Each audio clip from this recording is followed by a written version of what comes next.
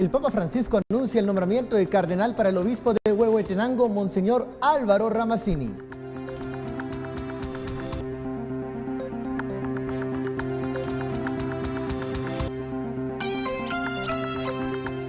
Revisión de expedientes en comisiones de postulación avanza el fin de semana y deja fuera ya algunos jueces y magistrados.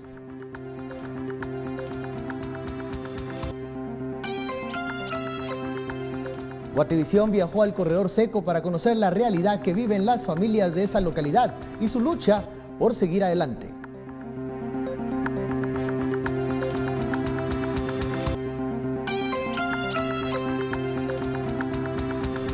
A solo días para finalizar su mandato, hacemos un balance del trabajo de la CICIG y su impacto en el país.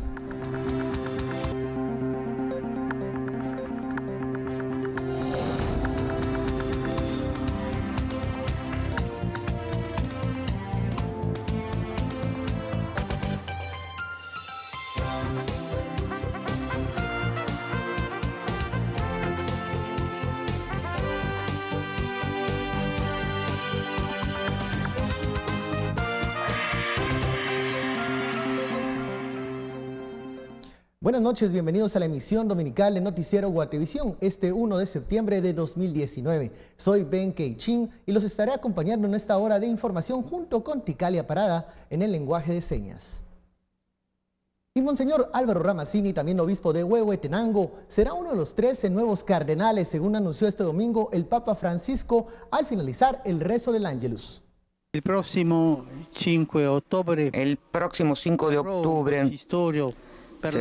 celebraré un consistorio para el nombramiento de 10 nuevos cardenales. En forma sorpresiva, el Papa Francisco anunció este domingo el listado de 13 nuevos cardenales, entre los que se encuentra Álvaro Ramazzini, obispo de Huehuetenango, quien se ha distinguido por la lucha en favor de los más desposeídos.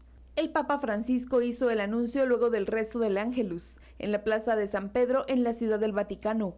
Actualmente, el colegio cardenálico está compuesto por 216 cardenales, de ellos 118 electores y 98 no electores, a los que se sumarán los 13 anunciados por el sumo pontífice. He aquí los nombres de los nuevos cardenales. Señor Álvaro Ramazzini y Meri, vescovo de Huehuetenango.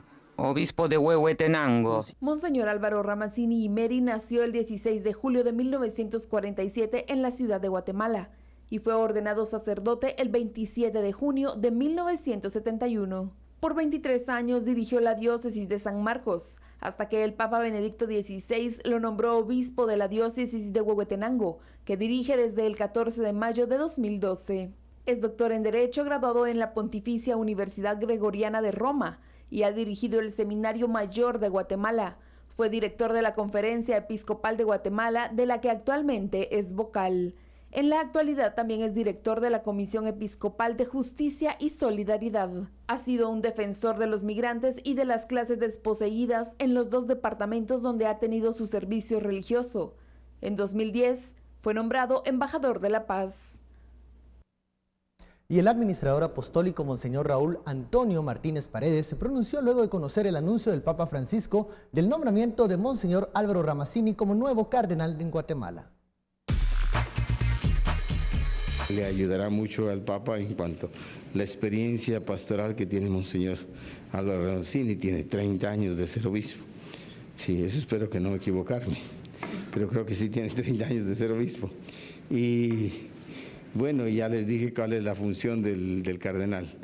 Ayudar al Papa en el gobierno general de la Iglesia, o sea que el poder orientar, el poder decir, el poder opinar en algunas cosas. Por eso es que el Papa tiene algunas reuniones periódicas con los cardenales. A veces tiene una reunión total con todos los cardenales, cuando son cosas que atañen a toda la Iglesia.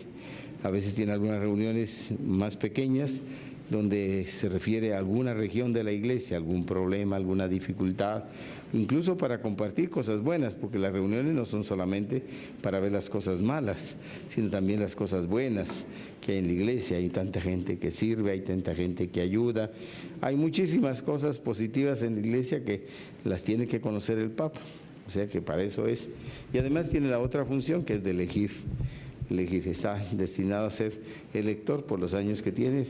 Va a ser elector en más de algún cónclave, como se dice, porque antes se encerraban bajo llave los cardenales. Ahora la forma es más sencilla, mucho más simple, y eso ayuda mucho a la convivencia entre los cardenales, que tienen que tener una relación entre ellos, que debe ser siempre una relación fraterna. Y elegir al Papa, o sea que eso es lo que tiene. Cuando llegan a los 80 años, pues entonces después de los 80 años, no es que se vayan a su casa, siguen siendo cardenales, sigue Papa necesitando de ellos, pero ya no son electores. Quienes también reaccionaron fueron los feligreses católicos que sienten orgullo que Guatemala pueda tener nuevamente un cardenal. La noticia de que el monseñor Álvaro Ramazzini podría pasar a ser consejero del Papa Francisco e incluso elegir a su sucesor si así fuera el caso, llenó de alegría a los fieles católicos guatemaltecos.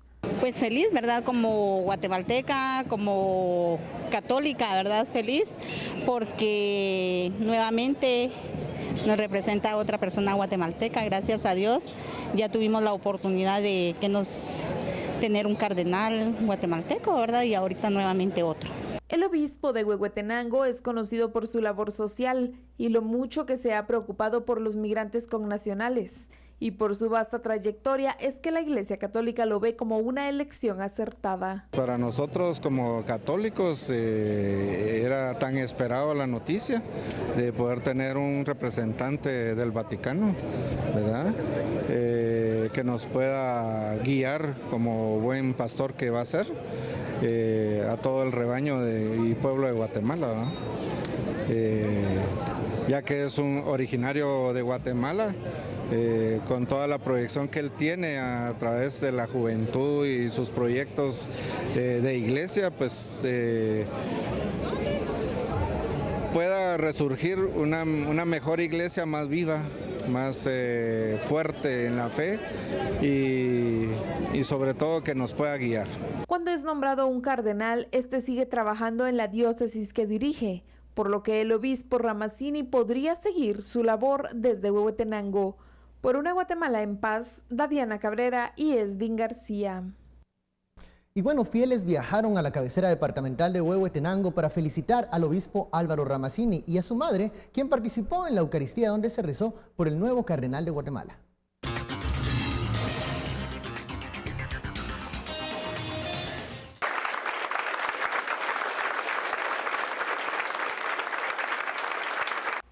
Aplausos y alegría fueron parte de la Eucaristía que se realizó este domingo en el convento de la Catedral Inmaculada Concepción. Los fieles en Huehuetenango rezaron por el obispo Álvaro Ramazzini, quien fue nombrado cardenal y es líder religioso de este departamento. Pongamos su vida y su ministerio en las manos de Dios. Es ahora del colegio de, digamos, así con estas palabras de los que asesoran al Papa.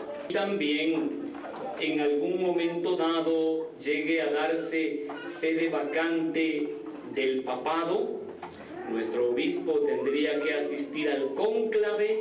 Durante la misa, los fieles felicitaron a la madre del obispo, a quien aseguraron que rezarán para que Dios guíe al nuevo cardenal de Guatemala.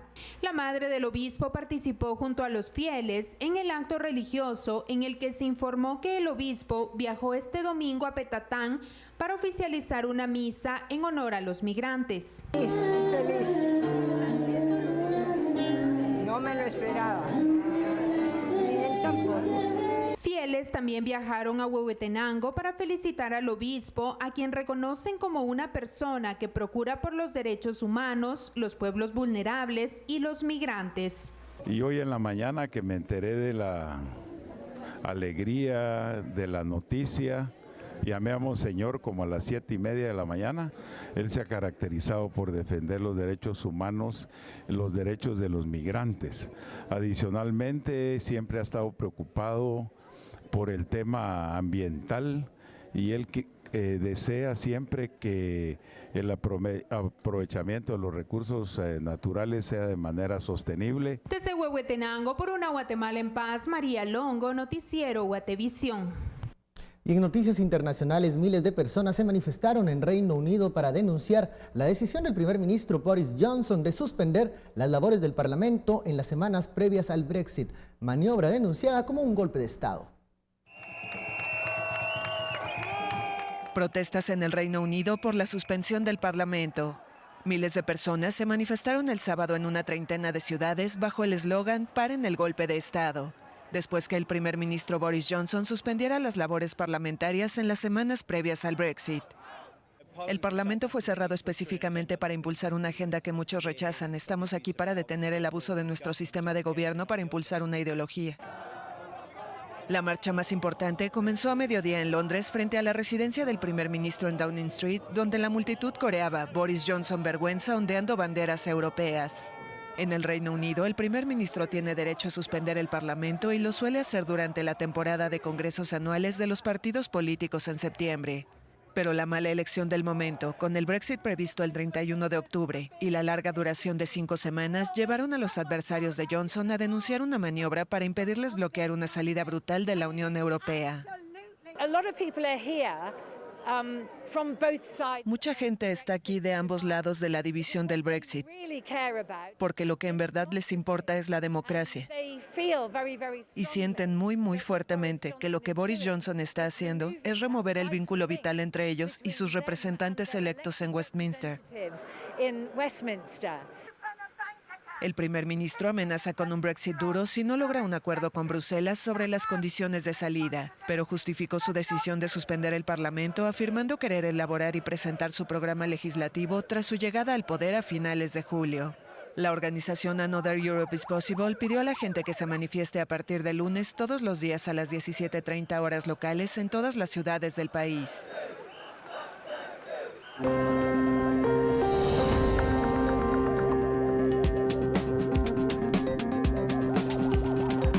Al volver, el proceso de revisión de expedientes continúa en las comisiones de postulación para Corte Suprema de Justicia y Sala de Apelaciones.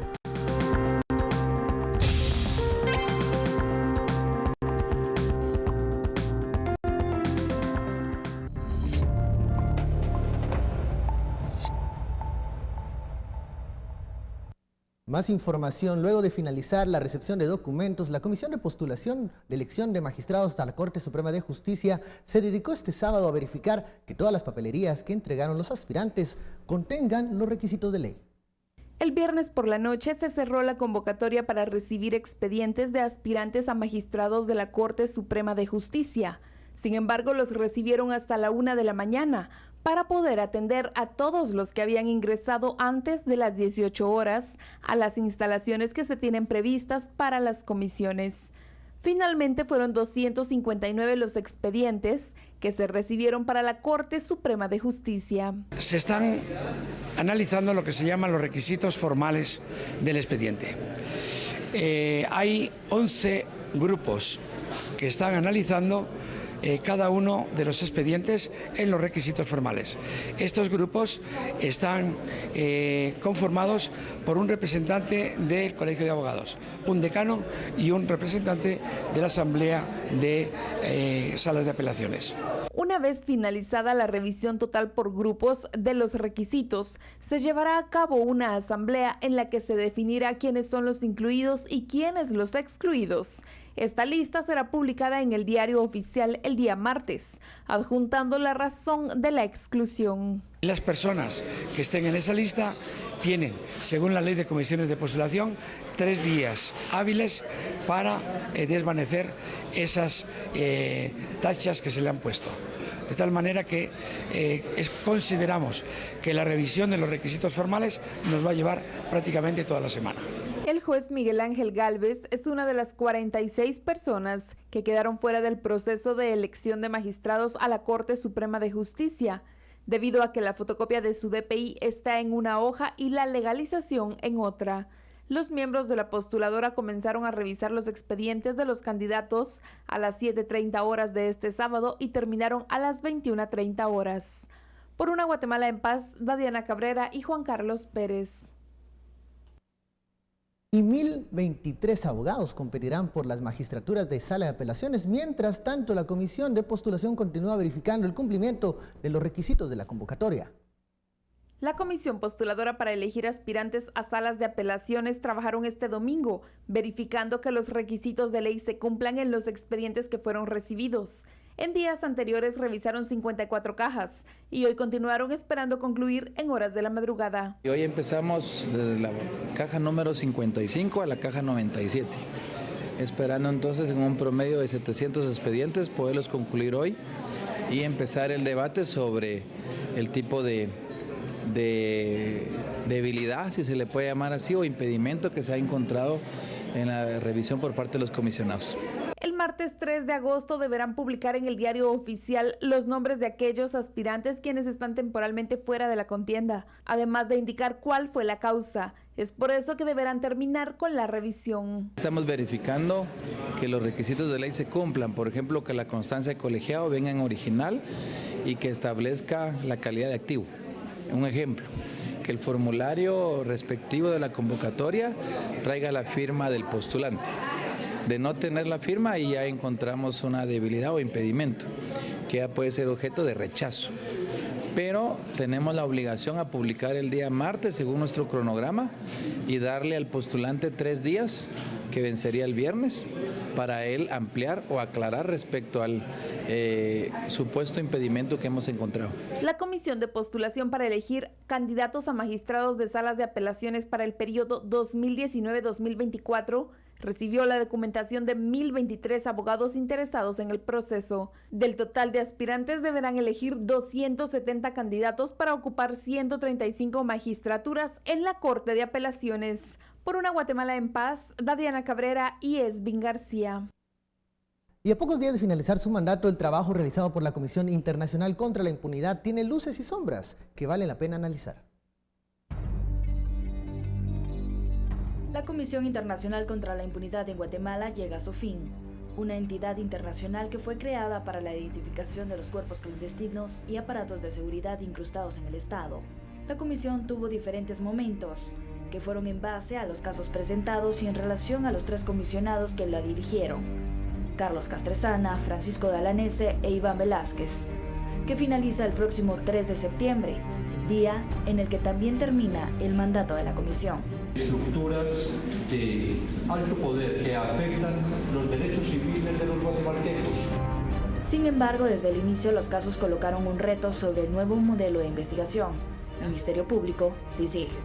Entre los primeros, el caso Rosenberg, que buscó averiguar la muerte del abogado, que señaló de forma directa de su muerte al expresidente Álvaro Colón. Sin embargo, uno de los puntos clave es el caso La Línea, en el que resultaron implicados el binomio del extinto Partido Patriota, Otto Pérez Molina y Roxana Valdetti. Luces, creo yo que lo que ha hecho la Comisión en Guatemala ha sido evidenciar cómo se operaba la corrupción en nuestro país, tanto en el gobierno como en el Congreso. De hecho, hasta en el mismo sistema judicial logró evidenciarse con sus investigaciones, y para que la ciudadanía comprendiera en buena medida la forma en que se gestionaba la corrupción, quiénes negociaban, cómo lo hacían, bajo qué tipo de negociaciones espurias sucedía. Y no evidenciar el nivel de corrupción que existe en el país en todo el sentido, o sea, convivimos junto a ella y eso lo tenemos que aceptar, que así es, y por lo tanto tenemos que tener una decisión de país sobre a qué vamos y sobre qué queremos construir. La Comisión no tuvo, nunca lo tuvo, un acertado análisis político, ¿sí? Y eso es lamentable, digamos, porque la Comisión quiso jugar a la política. Los comisionados lo quisieron hacer y no tuvieron, digamos, a mi juicio, no tuvieron, digamos, la capacidad para poder incidir, digamos, en los poderes del Estado. Vemos mucho de las CICIG, las debilidades de nuestro propio sistema de justicia. Por ejemplo, la prisión provisional, lo que pasa es que se evidenció, pero esto tiene 20, 30 años de estarse denunciando, lo que es la prisión provisional. Y lo que es lo peor, este gobierno tiene la ley de control telemático archivada desde hace 2 años. Y ahí mucha gente podría estar libre y no lo hace. Entonces, estamos viendo las debilidades del sistema y estamos viendo el desinterés de la clase política y de los grupos de poder sobre el sistema de justicia. Eso es lo más importante.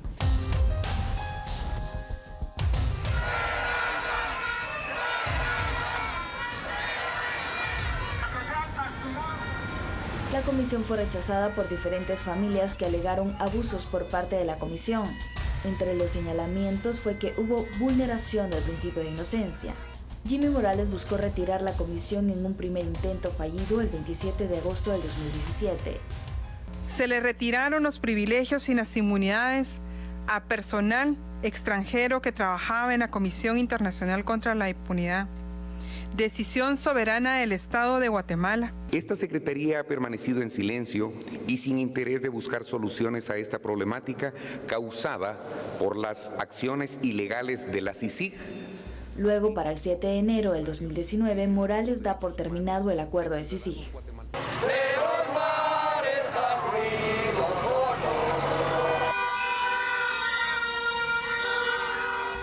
Pero el desacuerdo del trabajo de la comisión llevó a manifestaciones frente a la comisión y al no ingreso del comisionado, además de manifestaciones en el informe final que duró 2 días. Los casos que ya fueron investigados tienen como parte del soporte informes de análisis tanto criminal como financiero que fueron elaborados por personal de la Comisión Internacional contra la Impunidad en Guatemala, y en todo caso ese personal tendría que ratificarlo en debate oral y público.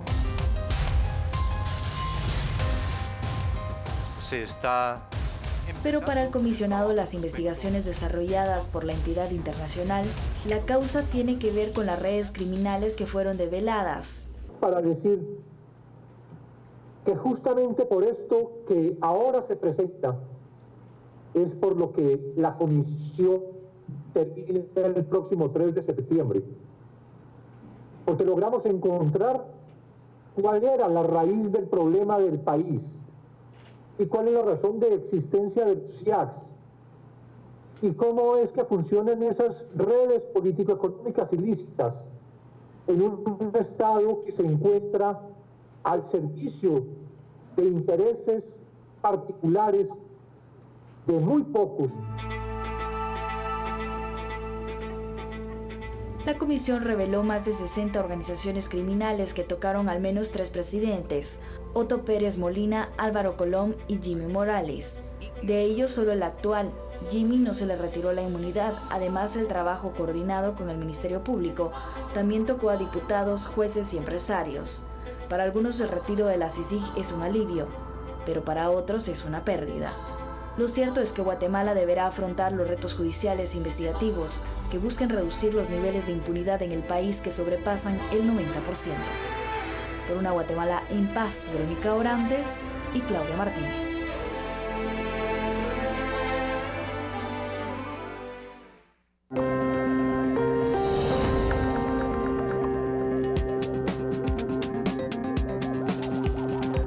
Luego del corte le contamos la realidad que viven las familias del Corredor Seco. Un equipo de Guatevisión viajó a esa localidad para ver de cerca esos casos.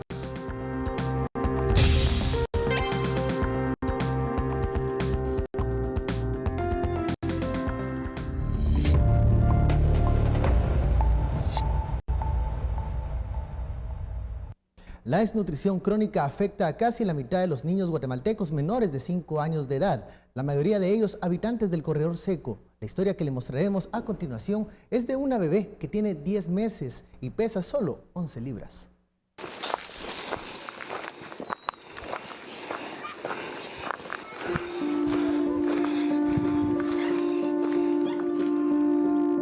La casa de la familia Hernández Gutiérrez está ubicada en el caserío cementerio de la aldea Rodeo, Camotán, Chiquimula. Para acceder al lugar es necesario caminar entre senderos y atravesar algunas corrientes de agua. La vivienda está construida con palmas de las paredes y el techo.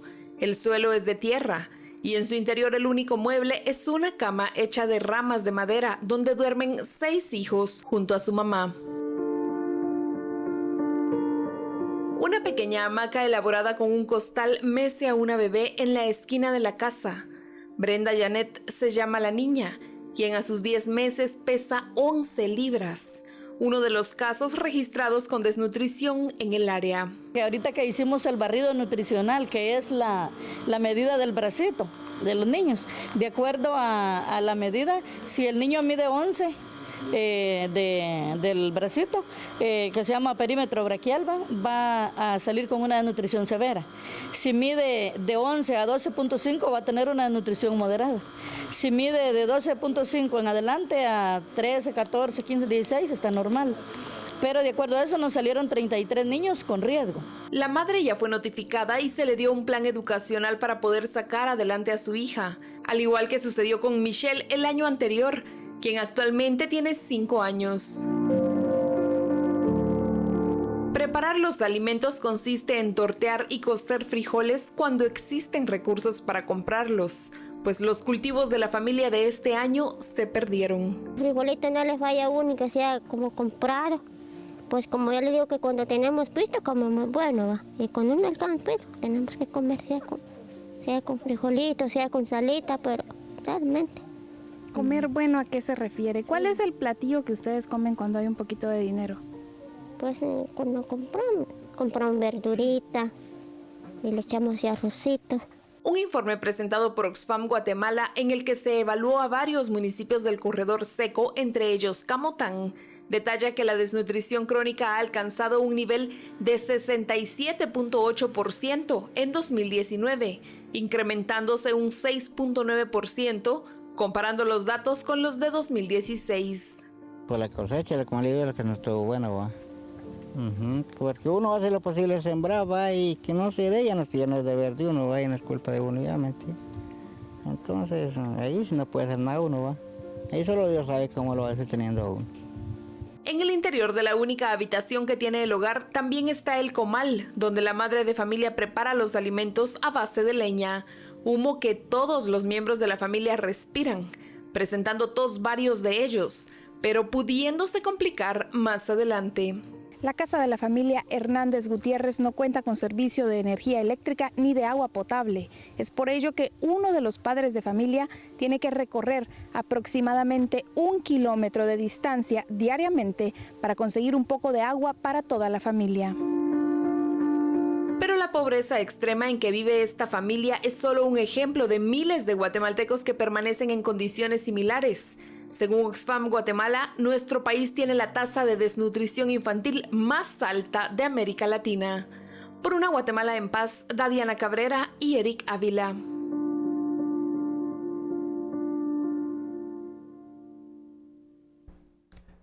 La línea del 122 ha salvado miles de vidas, pero el mal uso puede afectar a las personas que sí necesitan auxilio.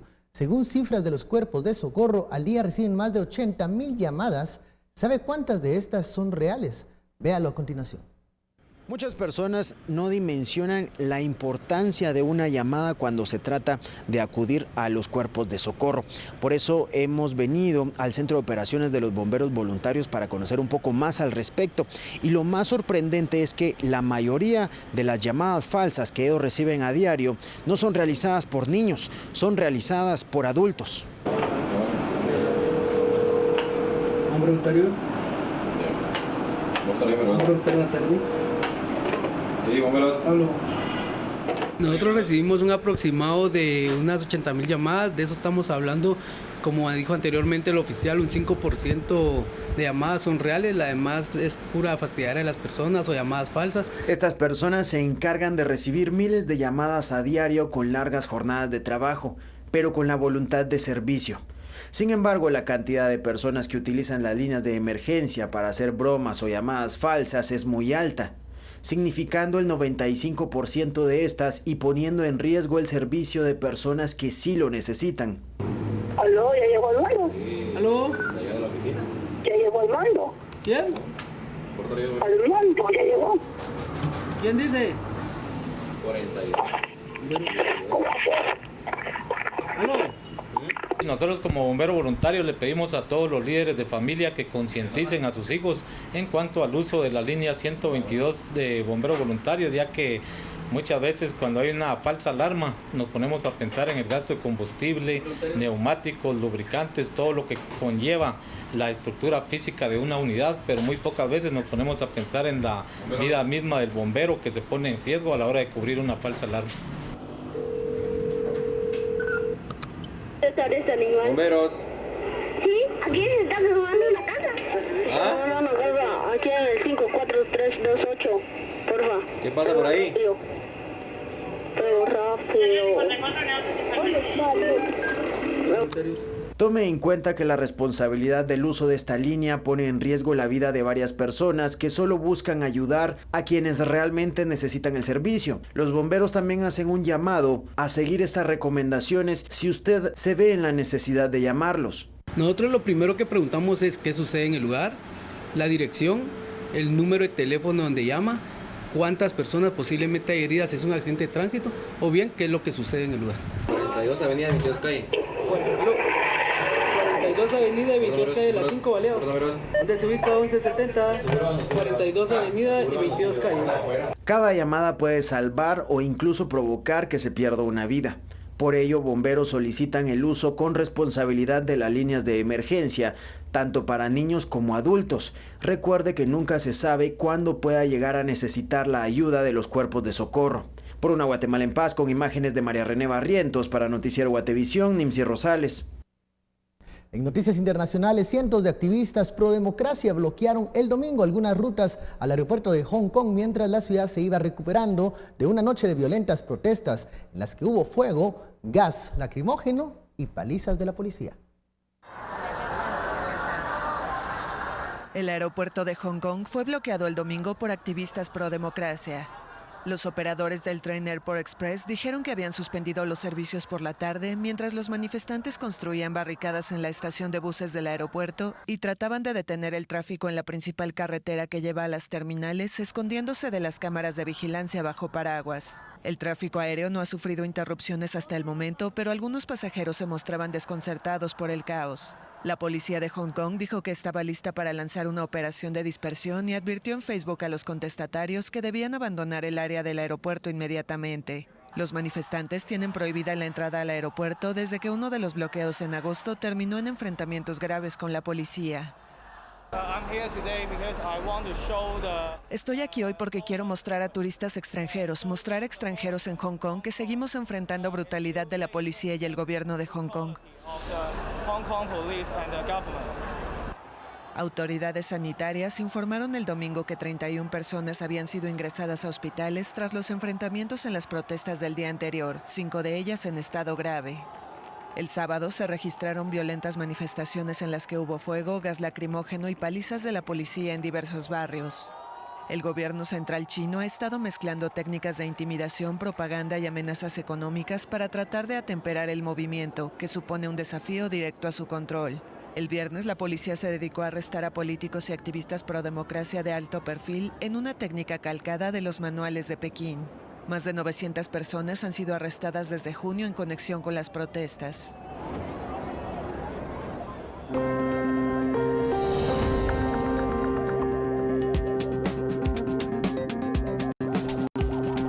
Inician las actividades por el mes de independencia y el presidente participó en uno de estos actos. Al regresar le damos los detalles del encendido del fuego patrio.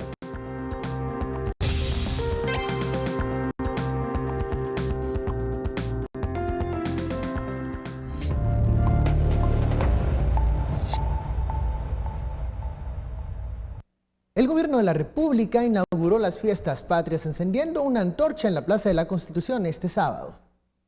Con una ceremonia en la Plaza de la Constitución, el presidente de la República encendió el fuego patrio, dando inicio así a las fiestas conmemorativas de los 198 años de independencia. También participaron Álvaro Arzú Escobar, presidente del Congreso, el viceministro de Educación, el gobernador departamental y alumnos de centros educativos. Hace 198 años, las provincias de Centroamérica brillaron ante el mundo con una nueva luz, la luz de la independencia, la luz de la libertad que se basa en la soberanía de nuestros pueblos. Por lo tanto, vivir la independencia de una nación implica reconocer la historia, la cultura y sus valores democráticos, valores que le permiten a la ciudadanía vivir en armonía y en paz. Embajadores y representantes de los países centroamericanos también estuvieron presentes, quienes colocaron ofrendas florales en honor a los próceres de la independencia. Posteriormente, Jimmy Morales llamó a la unidad nacional en un discurso. Quiero enviar un mensaje de unidad a todo el pueblo guatemalteco y un saludo a todos los países centroamericanos para que confiemos en nuestras instituciones y en nuestras autoridades. Respetemos nuestros símbolos patrios y amemos a Guatemala por sobre todas las cosas. Que estas fiestas patrias nos motiven a identificarnos más con Guatemala, porque la verdadera independencia está en nuestros corazones, está en nuestras manos. Así que hagamos de Guatemala, con esa libertad y con ese tesoro, un país más próspero y, por supuesto, soberano. Además, participaron bandas escolares quienes también se preparan para los festejos del 15 de septiembre con el tradicional desfile. Por una Guatemala en paz, Dadiana Cabrera y Juan Carlos Pérez.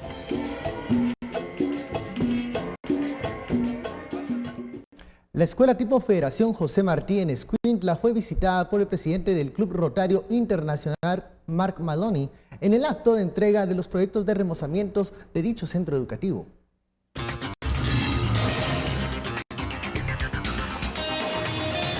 Esta escuela tiene 71 años de estar funcionando. Actualmente más de 900 niños y jóvenes de diferentes jornadas utilizan las instalaciones, las cuales después de haber sido utilizadas como albergue habían quedado en malas condiciones. Y de aquí en adelante pues tratar de mantener esto siempre bonito, porque esto de hecho, esta fisonomía viene a darle un cambio, no solo en el aspecto de poderlo mirar, sino de también poderlo conservar. Durante y después de la erupción del volcán de fuego, varios guatemaltecos se volcaron a apoyar en el rescate y atención de los sobrevivientes y damnificados.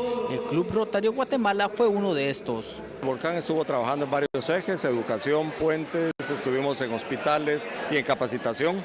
Se hicieron 7 puentes peatonales, trabajamos en 26 escuelas en su remozamiento. Se remozó el Centro de Salud de Escuintla y adicionalmente se capacitaron a más de 1.800 personas. Siempre los rotarios hacemos trabajos con las comunidades en el área de educación, desarrollo económico, agua. Estamos implementando un proyecto Rayos X, instalando baterías sanitarias en los baños y sobre todo proveyendo educación en el área del uso del agua. El presidente del Club Rotario Internacional, Mark Maloney, resaltó en su intervención la solidaridad que muestran los miembros de esta organización, quienes apoyan en toda obra social. The participation of Rotarians throughout Guatemala and District 4250. Hemos visto la participación de los rotarios del Distrito 4250. And we have heard that there has been participation and support from Rotarians around the world. Y hemos escuchado que ha habido participación de rotarios de todo el mundo.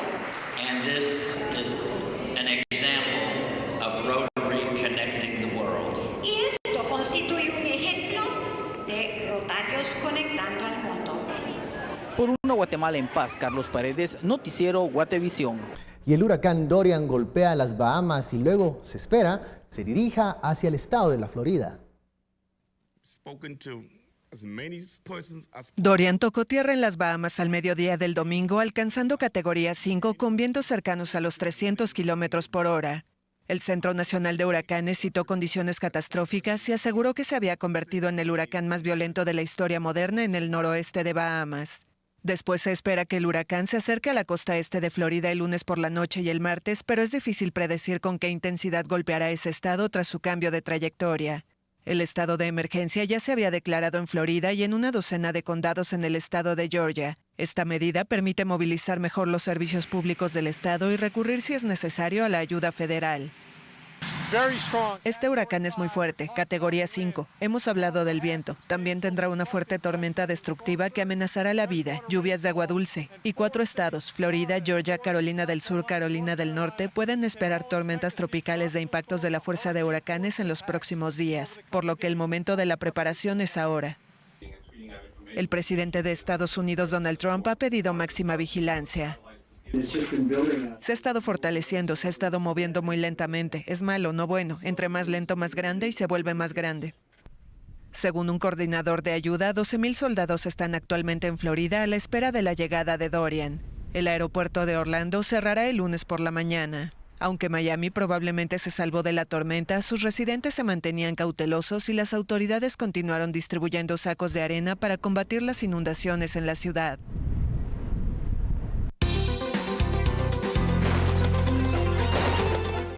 Que tengan una excelente noche. Es momento de compartir con ustedes el pronóstico del clima para esta emisión de las 8 de la noche. Hoy, 1 de septiembre, damos inicio al punto máximo de la temporada de lluvias y de huracanes y también que estará presente en el mes de octubre. Así que a la población se le recomienda tener a la mano siempre un paraguas donde quiera que usted se encuentre en el territorio nacional. Las condiciones para el día de mañana, para que usted lo pueda tomar en cuenta: cielos parcialmente nublados para el oriente, el centro, Alta y Baja Verapaz, con incremento de nubosidad en las zonas montañosas del oriente y Alta y Baja Verapaz. Probabilidad de tormentas para el norte del país, específicamente el departamento de Petén. Probabilidad de lluvias para el Caribe, el occidente, la zona de la cadena volcánica y los departamentos ubicados en la costa sur.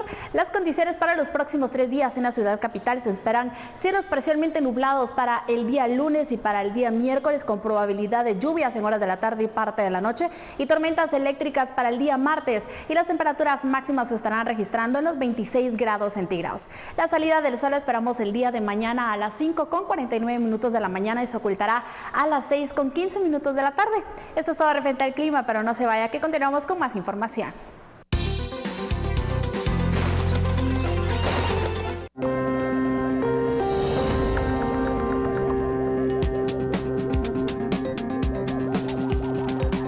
En el Festival de Venecia se presentó Joker, la película del archienemigo de Batman. Al volver, le contamos la reacción de la audiencia.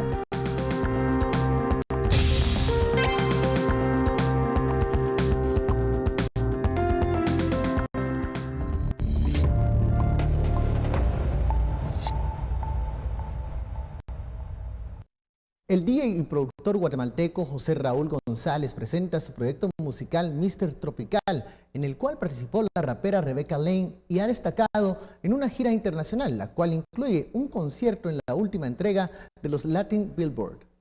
Mr. Tropical.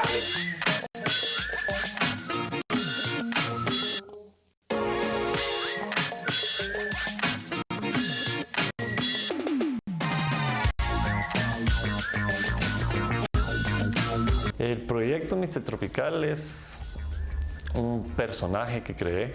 La historia es animación y también música. Y entonces a través de la música ahorita se está contando un poco de la historia del personaje. La propuesta, como era un personaje animado y de otra dimensión, mi intención fue tratar de hacer música con mucho color, con mucha influencia tropical y lograr mezclar todos los géneros de música que a mí me gustan, desde el hip hop, desde el funk, disco hasta el house. Es como que hubieras agarrado todos esos géneros, meterlos en una licuadora y yo le llamo psicodelia tropical. Yo quería trabajar con Rebecca Lane desde hace tiempo porque admiro mucho su trabajo y hablamos y nos juntamos a trabajar el track. Se vino Saki con ella. Y con Rebeca fluyó súper bien, o sea, en un día grabamos lo que teníamos que grabar, pero estábamos grabando y yo dije, necesitamos meter a alguien más, y ahí estaba Saki, entonces lo metimos. Y de ahí aparte en el proyecto, quien está se llama Eric Tran, quien hizo la animación y quien está haciendo la animación del proyecto, y él es el productor de Los Simpsons. Empezamos lanzando el proyecto en Los Ángeles, y ahí Mr. Tropical tuvo ahí apariciones en los Latin Billboards, que fue una experiencia súper bonita. Y de ahí pues tuvimos presentaciones en Miami, en Nueva York. Recientemente fue la conferencia de música alternativa y también ahí tuvimos una presentación y nos fue súper bien. Y ha sido súper positiva la respuesta. Tan es así que ahorita en septiembre pues regreso, lanzamos un segundo sencillo allá. Y otra vez toda la gira y demás. Parte del proyecto también es testimonio de vida, ¿no? Porque el mismo proyecto y la misma historia del personaje y lo que va contando es el testimonio de la vida que he pasado, pues. Muchos altos y bajos, ¿no? El más reciente fue que me dijeron que tenía cáncer y me dijeron tenés 4 meses de vida, ¿no? Entonces sentía yo una necesidad de como servicio pues transmitirlo a la gente y compartirlo, ¿no? Y entonces a través de este personaje que les estoy dando vida. Y entonces la historia del personaje cuenta un poquito de eso. Era una persona común y corriente y le pasan ciertas situaciones en todo su proceso donde se deprime y tira todo por la ventana y deja a su familia buscando respuestas. Y cuando está en esa fase de buscar respuestas, lo raptan unos seres de otra dimensión. Y cuando lo raptan, estos seres de otra dimensión le empiezan a hacer ver que en esos momentos donde se frustró, donde se sintió deprimido, donde tuvo mucha dificultad, donde hasta incluso pensó dejar todo a un lado, eran los momentos para encontrar sus superpoderes. Entonces, entendiendo eso, el personaje de Mr. Tropical toma la decisión de regresar a la Tierra y compartir ese mensaje con todos los demás humanos. Y es que existimos para encontrar nuestros superpoderes. Y es a través de la autorrealización que vamos a trascender como humanidad. El video está en YouTube, en el canal de Mr. Tropical, y de ahí está en todas las plataformas, en Spotify, en Deezer, en Apple Music, Tidal. En septiembre viene un nuevo sencillo con video. Noviembre viene EP, que son estos 2 sencillos que sacamos y incluirán 2 tracks más. Y en febrero viene un nuevo sencillo con un nuevo video. Frente a sus ojos vio pasar su propia vida, entre debates, dudas y combates con los extraterrestres. Venecia fue el marco para la presentación de Joker, película dedicada a uno de los más famosos enemigos de Batman. Venecia se transformó el sábado en ciudad gótica para la presentación de Joker. El acérrimo enemigo de Batman cobra vida en esta ocasión gracias a Joaquin Phoenix, quien ya levanta apuestas como candidato a la Copa Volpi por su interpretación e incluso al Oscar. No pensé que podría hacerlo.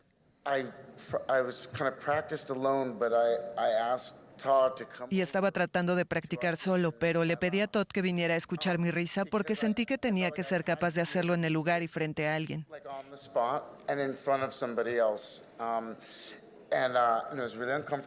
Y fue realmente incómodo porque me tomó mucho tiempo. No quería fingirla, tuve que encontrarla y dijiste, por favor, no hagas esto. La historia se desarrolla en Ciudad Gótica en 1981 y cuenta la transformación de Arthur Fleck en Guasón con mente criminal. Al principio de la película, él está sentado haciendo esto y esto. Y en la primera escena es un tipo buscando identidad. Creo que se convierte equivocadamente en un símbolo, y lo que en verdad buscaba era admiración. Nunca buscaba que el mundo ardiera. Este Joker. Los pasados ya saben, es diferente. Pero nuestro sujeto, bueno, no es objetivo. Su objetivo era genuinamente hacer reír a la gente. Él pensó que estaba en la tierra para hacer reír a la gente y traer alegría al mundo. Y tomó algunas malas decisiones en el camino. La película de Phillips, una superproducción con tono muy negro, fue escrita específicamente para Phoenix, según contó el director. Es una gran parte de lo que trata la película, la falta de empatía que estamos viendo en el mundo en el momento en el que la escribimos, que probablemente todavía existe, y ese es el gran tema de la película. La cinta se estrenará en salas comerciales en octubre próximo. Así llegamos al final de esta emisión, pero recuerde que mañana tendrá más información en Noticiero Guatevisión a la 1, 6 y 9 de la noche. Los esperamos.